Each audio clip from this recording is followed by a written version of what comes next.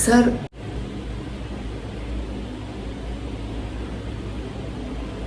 Late reporting കാണാൻ പറഞ്ഞിട്ടുണ്ടായിരുന്നു.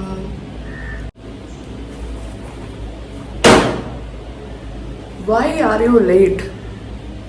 I'm going to put NR. ചെവിക്കണ്ട, പറയ് എന്താ ലേറ്റായ? എനിക്ക് NR തന്നെയാണ്. വായി തുറന്ന് പറയ്, വായില്ലേ സംസാരിക്കേ.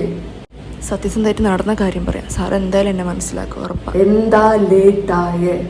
ഒരു കമ്പനിക്ക് വരുന്ന സമയമാണോ? നിങ്ങൾക്കൊരു സമയമില്ല, ഇപ്പോഴാണോ പറഞ്ഞത്? Why are you late sir? Sorry sir, bus മിസ്സായിപ്പോയി.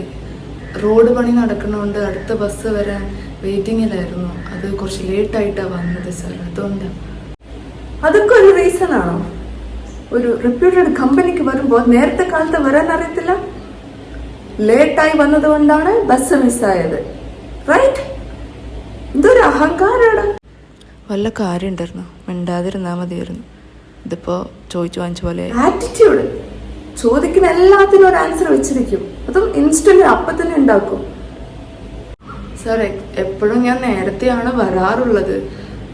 Bus എനിക്ക് മുമ്പ് ഇന്ന് കുറച്ച് നേരത്തെ കൂടി പോയി, അതുകൊണ്ടാണ് എനിക്കത് കിട്ടാതായത്.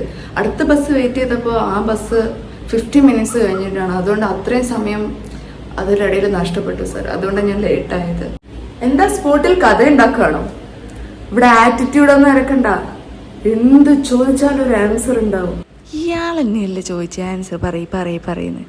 ഇത് പറഞ്ഞതും പ്രശ്നമായോ? എനിക്ക് മനസ്സിലാവണില്ലല്ലോ ഇവരെയൊന്നും. എൻ്റെ വിധി.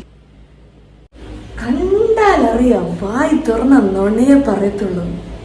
എന്തൊരു ആറ്റിറ്റ്യൂഡാണ്. എല്ലാ ചോദ്യത്തിനും ഒരു ആൻസർ ഉണ്ടാവും.